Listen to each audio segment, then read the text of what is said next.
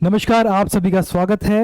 मेरा नाम नमन परसाई है। आज हम पढ़ने वाले हैं जस्टिस धनंजय यशवंत चंद्रचूड़ यानी DY चंद्रचूड़ देश के अगले चीफ जस्टिस होंगे।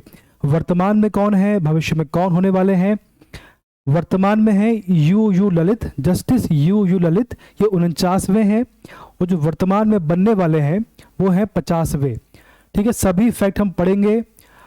तो वर्तमान में कौन चीफ जस्टिस हैं, भविष्य में कौन बनने वाले हैं, उनके बारे में क्या क्या फैक्ट इंपॉर्टेंट हैं आप एग्जाम के लिए, आपके लिए हम सभी पढ़ेंगे। आप बस ध्यान से पढ़िएगा, फोकस करके पढ़िएगा और हो सके तो उसके नोट्स भी बनाते चलिएगा।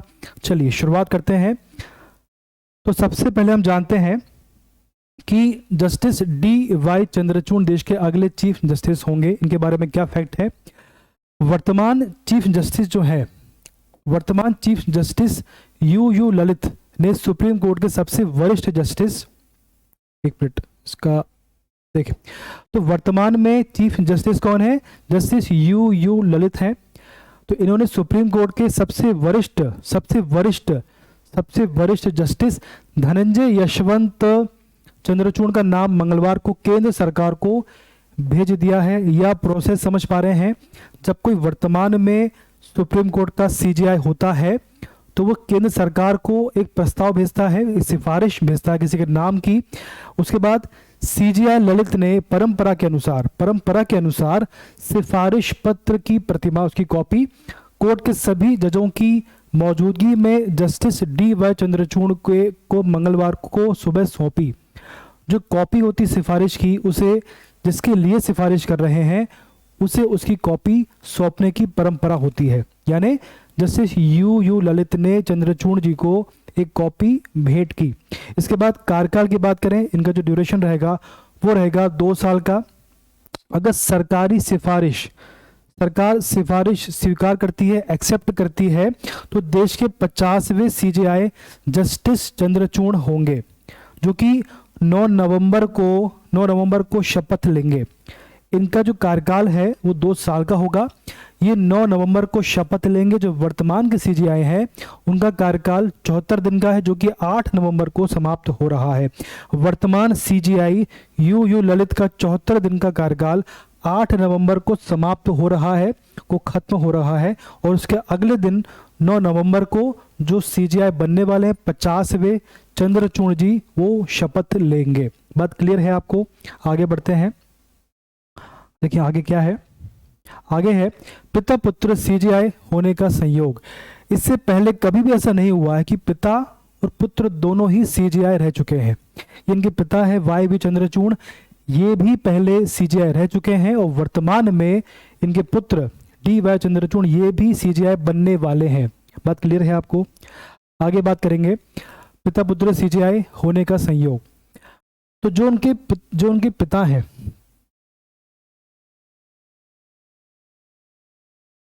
देखिए जो उनके पिता हैं यशवंत विष्णु चंद्रचूड़, इसके DY चंद्रचूड़ के जो पिता हैं यशवंत विष्णु चंद्रचूड़ यानी YV चंद्रचूड़ देश के 16वें चीफ जस्टिस रह चुके हैं। देश के 16वें चीफ जस्टिस रह चुके हैं और सबसे लंबे समय, देखिए 16वें रहे हैं, 16वें। और DY जो उनके बेटे हैं DY चंद्रचूड़, ये 50वें बनने वाले हैं और इनके पिता थे 16वें। ठीक है, 16वें रहे हैं। इनका कार्यकाल सबसे लंबा रहा है, 78 से लेकर 85 तक ये रहे हैं, 78 से लेकर 85 तक। इसके बाद चंद्रचूड़ पहले ऐसे पिता पुत्र हैं जो सुप्रीम कोर्ट के चीफ जस्टिस पद तक पहुंचे हैं। अब ये जो क्वेश्चन आपके सामने, जो आपके फैक्ट आपके सामने, ऐसे ही क्वेश्चन UPPSC में, UPSC में, MPPSC में, सभी राज्यों के एग्जाम में आते हैं, चाहे वो MPSI हो, पटवारी हो, सभी एग्जाम में ऐसे ही क्वेश्चन आते हैं। ठीक है, तो ये क्लियर है आपको? चलिए आगे बढ़ते हैं। देखिए जस्टिस DY चंद्रचूड़ के बारे में जानते हैं। जस्टिस DY चंद्रचूड़ उस कॉलेजियम का नेतृत्व करेंगे जिसमें जस्टिस संजय किशन कौल, एक कॉलेजियम व्यवस्था होती है, इसके आधार पर ही जो जज होते हैं उनका ट्रांसफर होता है, उनका प्रमोशन होता है, तो इसी संस्था के आधार पर होता है। ठीक है, इसको बोलते हैं कॉलेजियम। ठीक है, तो कॉलेजियम का नेतृत्व करेंगे जो CJI बनने वाले हैं। ठीक, चलिए तो क्या इनके बारे में फैक्ट है? तो ऐसा कह रहे हैं कि जो डी वाई चंद्रचूड़ वर्तमान में भविष्य में जो सीजेआई बनने वाले हैं, तो वो कॉलेजियम का नेतृत्व करेंगे और उनके साथ उनकी टीम में होंगे justice Sanjay Kishan Kaul, justice Abdul Nazeer, justice के एम जोसेफ और जस्टिस एम आर शाह। ये 4 लोग इनके साथ होंगे। बात क्लियर है आपको? जस्टिस चंद्रचूड़ का जो कार्यकाल है वो 10 नवंबर को शुरू होगा। 10 नवंबर से इनका जो कार्यकाल है वो 10 नवंबर 2024 तक यानी 2 साल का होने वाला है। अभी पढ़ा हमने कि 9 नवंबर को शपथ लेंगे और इनका जो कार्यकाल है 2 साल का होगा। तो कब तक होगा? 9 नवंबर से लेकर 10 नवंबर 2024 तक इनका कार्यकाल होगा, 2 साल। वे हाल के दिनों में सबसे अधिक समय इस पद पर रहने वाले सीजेआई होंगे, हाल के दिनों में, अभी वर्तमान में। ठीक है, चलिए आगे बढ़ते हैं। अब देखें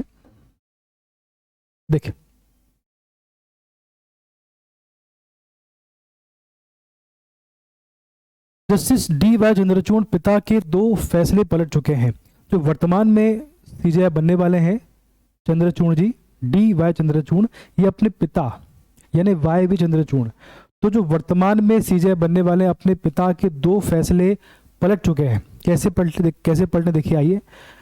1975 में इमरजेंसी के बाद याचिका पर जस्टिस वाई वी चंद्रचूड़ की बेंच ने निर्णय दिया था कि सरकार नागरिकों के मौलिक अधिकार का हनन कर सकती है। सरकार को यह अधिकार है कि वो मौलिक अधिकारों का हनन कर सकती है, मौलिक अधिकारों का हनन कर सकती है, उन्हें समाप्त कर सकती है, उन्हें कम कर सकती है। लेकिन 2017 में 9 जजों की बेंच ने एक फैसला दिया। उस बेंच में डी वाई चंद्रचूड़ भी शामिल थे। तो 2017 में 2017 में 9 जजों की बेंच ने ये फैसला दिया। 9 जजों की बेंच ने राइट टू प्राइवेसी को मौलिक अधिकार माना। इसमें जस्टिस डी वाई चंद्रचूड़ भी शामिल थे। 85 में पिताजी ने कहा कि सरकार को यह अधिकार है कि वो मौलिक अधिकारों का हनन कर सकती है। लेकिन बाद में इनके बेटे ने कहा, इनके जो पुत्र हैं डी वाई चंद्रचूड़, उन्होंने कहा कि ऐसा नहीं है। राइट टू प्राइवेसी, हर नागरिक, देश के नागरिक को राइट टू प्राइवेसी का, उसकी प्राइवेसी का सम्मान करना चाहिए। जो देश के नागरिक हैं उनकी प्राइवेसी का सम्मान करना चाहिए और राइट टू प्राइवेसी को मौलिक अधिकार माना जाना चाहिए। ठीक है, तो एक तरफ पिताजी ने क्या बोला कि भैया सरकार को अधिकार है कि मौलिक अधिकार को का हनन कर सके, लेकिन उनके बेटे ने कहा कि ऐसा नहीं है, सभी व्यक्ति को उनकी प्राइवेसी का अधिकार है और राइट टू प्राइवेसी को मौलिक अधिकार माना जाना चाहिए। इसके बाद दूसरा फैसला था 85 में दोबारा व्यभिचार यानी कि एडल्टरी के मामले में जस्टिस वाई वी चंद्रचूड़ ने फैसला दिया था कि यह स्वीकार्यता तथ्य है कि संबंध के लिए पुरुष ही महिला को फुसलाता है, यानी पुरुष ही इनिशिएट करता है। और उन्होंने ये भी कहा कि जो महिला होती है वो पुरुष की संपत्ति होती है। लेकिन बाद में 2018 में जस्टिस डी वाई चंद्रचूड़ ने कहा कि अपने फैसले में कहा कि यौन स्वायत्तता को महत्व दिया जाना चाहिए। उन्होंने कहा कि सबसे पहली बात तो यह है कि महिला को पुरुष की संपत्ति माना जाना बहुत ही दुर्भाग्यपूर्ण है। कोई भी महिला किसी पुरुष की संपत्ति नहीं होती है, उसे भी वही अधिकार होता है जो पुरुष को होता है। और हर महिला को, हर पुरुष को यौन स्वायत्तता देने का अधिकार होता है, उसका महत्व होता है, उसका अधिकार होता है। ये तो जिस प्रकार से इस फैसले में कहा गया था 85 में कि महिला पुरुष की संपत्ति होती है, अगर वो किसी के साथ संबंध बनाती है तो ये अपराध होता है। और 2018 में कहा गया कि कोई भी महिला अगर संबंध बनाती है तो वो आपराधिक ना होकर, पहले अपराध था, ये पहले व्यभिचार अपराध था, लेकिन 18 में कहा गया कि व्यभिचार या एडल्टरी अपराध नहीं है, इसे नैतिक और अनैतिक कहना चाहिए कि ये नैतिक है, ये अनैतिक, लेकिन इसे अपराध मानना गलत है। तो सबसे पहली बात तो इन्होंने कहा कि महिला किसी पुरुष की संपत्ति नहीं होती है, ऐसा मानना दुर्भाग्यपूर्ण है। उसे भी सभी अधिकार हैं, यौन स्वायत्तता को महत्व दिया जाना चाहिए। बात क्लियर है आपको? चलिए आगे बढ़ते हैं। देखिए इसके बाद है बड़े फैसले। जो डी वाई चंद्रचूड़ हैं, जो बनने वाले हैं, उनके कुछ बड़े फैसले। क्या बड़े फैसले? देखें देखिए, व्यक्तिगत स्वतंत्रता के पक्षधर थे ये, नजरिया भी सुधारवादी, है ना। पर्सनल व्यक्तिगत इंडिपेंडेंसी आपकी होना चाहिए, और आपका नजरिया भी, इनका जो नजरिया था, उनकी सोच थी, वो भी काफी सुधारवादी थी। सबसे पहला इनका जो फैसला आया था, जो काफी फेमस हुआ था, वो था गर्भपात का हक। देखिए, अविवाहित शब्दों पर ध्यान दीजिए। अविवाहित महिलाओं को 20 से 24 सप्ताह के गर्भ के सुरक्षित कानूनी गर्भपात की अनुमति दी। ऐसा नहीं था पहले सबसे पहली बात तो यह था, पहले 20 से 24 सप्ताह काफ़ी होते हैं में आपको गर्भपात का अधिकार नहीं था, ये इलीगल था। लेकिन इन्होंने कहा कि किसी महिला को 20 से 24 सप्ताह के गर्भपात का सुरक्षित और कानूनी अधिकार मिलना चाहिए, इसकी अनुमति मिलना चाहिए। तो इन्होंने इस अनुमति को प्रदान किया और महिला को अधिकार दिया। ठीक है, तो अविवाहित महिलाओं को 20 से 24 सप्ताह के गर्भ के सुरक्षित और कानूनी गर्भपात की अनुमति इन्होंने प्रदान की है। अगला फैसला है, ट्विन टावर काफ़ी फेमस हुआ था, अभी कभी की बात है, ये कुछ महीने हो गए, काफ़ी न्यूज़ में आया था। ये ट्विन टावर नोएडा में है। इसकी जो बनावट है, जो इसकी एरिया है, इसका जो कंस्ट्रक्शन हुआ काफ़ी इलीगल टाइप का था। तो नोएडा में अवैध ट्विन टावर ढहाने का आदेश दिया था इन्होंने, काफ़ी फेमस हुआ था ये, तो काफ़ी इंपॉर्टेंट है। ये क्वेश्चन भी एग्जाम में आ सकता है कि ट्विन टावर का फैसला किसने दिया था और कहाँ पर ये लोकेटेड है। तो नोएडा में है, और इसे गिराने का जो इस अवैध निर्माण को गिराने का जो आदेश दिया था, वो इन्होंने दिया था। अगला है, काफ़ी फेमस है, बहुत फेमस है, अयोध्या मामला। तो बाबरी मस्जिद व राम जन्मभूमि मामले का निपटारा करने वाली 5 जजों की बेंच में ये भी शामिल थे। 5 जजों की संविधान पीठ में ये भी DY चंद्रचूड़ भी शामिल रहे थे। ठीक है, आप क्लियर है आपको? आगे बढ़ते हैं। अब है आपका, देखें, इसके बाद आधार मामला आया। आधार मामला, इसमें क्या हुआ, इसमें ऐसा हुआ कि आधार जो होता है आधार कार्ड, आधार को 5 जजों की बेंच में से 3 जजों ने वैध करार दिया, उसमें ये भी शामिल थे। उसके बाद अगला है सबरीमाला, बहुत फेमस हुआ, केरला में है ये। सबरीमाला मंदिर में महिलाओं को प्रवेश की अनुमति दी।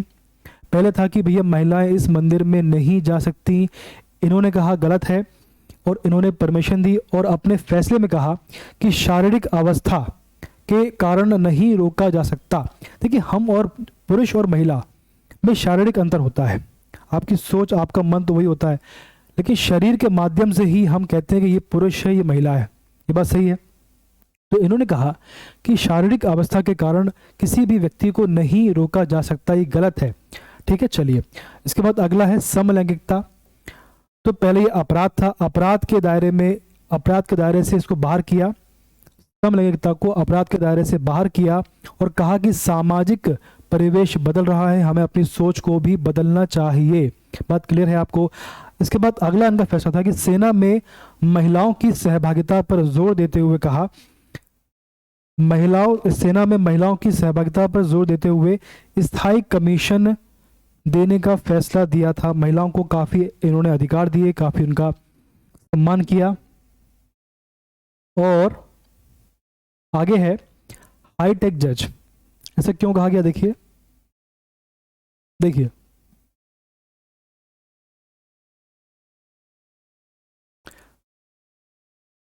जस्टिस DY चंद्रचूड़ को हाईटेक जज कहा जाता था। ऐसा क्यों कहा गया, देखिए, जस्टिस DY चंद्रचूड़ को हाईटेक जज के रूप में भी जाना जाता है। ऐसा क्यों भाई? उन्हें तकनीकी का अच्छा नॉलेज है, अच्छा ज्ञान है। इस दक्षता का इस्तेमाल उन्होंने लॉकडाउन में किया था, लॉकडाउन में सब बंद था। इस दौरान वर्चुअल कोर्ट यानी आपका जो ऑनलाइन कोर्ट होता है, तो वर्चुअल कोर्ट के बेहतर संचालन में भी इन्होंने काफ़ी योगदान दिया। तो वर्चुअल कोर्ट के बेहतर संचालन में भी किया अपना, इसका जो इस दक्षता का इस्तेमाल इन्होंने लॉकडाउन के दौरान वर्चुअल कोर्ट के बेहतर संचालन में भी किया है। सुप्रीम कोर्ट की ई कमेटी के चेयरमैन भी ये रहे हैं। जो देखिए क्वेश्चन आपको एग्जाम में कैसे आते हैं कि जो वर्तमान सीजीआई नए बने हैं वो कौन से नंबर के हैं और ये किस किस पद पर रह चुके हैं, ये किस पद पर नहीं रहे हैं, क्वेश्चन ऐसे भी आते हैं। तो जो सुप्रीम कोर्ट की ई कमेटी थी उसके चेयरमैन भी ये रह चुके हैं, आप ध्यान रखिएगा। जब कोरोना काल में सब कुछ बंद हो गया था, कोर्ट केस भी चलना बंद हो गए थे, कोर्ट की जो हेयरिंग होती है वो चलना बंद हो गई थी, ऐसे में इन्होंने वर्चुअल कोर्ट का कॉन्सेप्ट लेके आए और कोर्ट को वापस चालू किया और ई कमेटी के ये चेयरमैन बन गए। ठीक है, उसके बाद जस्टिस चंद्रचूड़ का जन्म 11 नवंबर 1959 में हुआ था। ठीक है, इसके बाद दिल्ली यूनिवर्सिटी से LLB के बाद हार्वर्ड यूनिवर्सिटी से इन्होंने LLM को और न्यायिक विज्ञान में डॉक्टरेट की उपाधि धारण की है, प्राप्त की है। ठीक है, चलिए इसके बाद कई लॉ स्कूलों यूनिवर्सिटी में लेक्चर भी दे चुके हैं। उसके बाद अगला है इनका, देखें, दिल्ली हाई कोर्ट, उत्तर प्रदेश, मध्य प्रदेश, गुजरात और पश्चिम बंगाल हाई कोर्ट में प्रैक्टिस भी कर चुके हैं। अब देखिए सबसे जो मुख्य है वो है 1998 से 2000, सबसे जो मेन आज का जो है 1998 से 2000 तक देश के एडिशनल सॉलिसिटर जनरल भी रह चुके हैं। क्या रह चुके हैं? एडिशनल सॉलिसिटर जनरल भी रह चुके हैं। ये कब से कब तक? 98 से 2000 तक 2 साल रहे हैं। ठीक है ना, एडिशनल सॉलिसिटर जनरल, बहुत ही अच्छा फैक्ट है ये, एग्जाम में ऐसे क्वेश्चन ही आ रहे हैं। बॉम्बे हाई कोर्ट के अतिरिक्त न्यायाधीश और इलाहाबाद हाई कोर्ट के मुख्य न्यायाधीश रह चुके हैं। ये किस कोर्ट के मुख्य न्यायाधीश रह चुके हैं, किस राज्य में? तो आंसर होगा इलाहाबाद कोर्ट के मुख्य न्यायाधीश भी रह चुके हैं। तो इस प्रकार से हमने पढ़ा है आज का टॉपिक। मुझे उम्मीद है कि आपको समझ में आया होगा और इस प्रकार से हम पढ़ते रहेंगे। आपका जो अगला टॉपिक है, हम अब शुरुआत करने वाले हैं एमपी लोकल की। एमपी लोकल को हम नए तरीके से पढ़ेंगे, हम उसको प्रैक्टिकल अप्रोच में पढ़ने वाले हैं, एक स्मार्ट वे में पढ़ेंगे उसको हम लोग। हम किताबी ज्ञान की अपेक्षा हम प्रयास करेंगे हम उसको मैप से पढ़ें। आपको हम दिखा के पढ़ेंगे कि मैप में जो भी फैक्ट होंगे वो हम पढ़ेंगे। इसमें देखना ये है कि जो टॉपिक होते हैं उनको आप पढ़ते हो किताब से हो, अब रट्टा मारते हो। हम प्रयास करेंगे कि आपको ऐसा ना करना पड़े, हम मैप के माध्यम से काफ़ी इंटरेस्टिंग वे में पढ़ने का प्रयास करेंगे, काफ़ी उसको इंटरेस्ट से पढ़ेंगे ताकि आपको याद करने में आसानी हो। ठीक है, तो अगला वीडियो जल्दी आएगा, तब तक आप सभी स्वस्थ रहें, खुश रहें। धन्यवाद।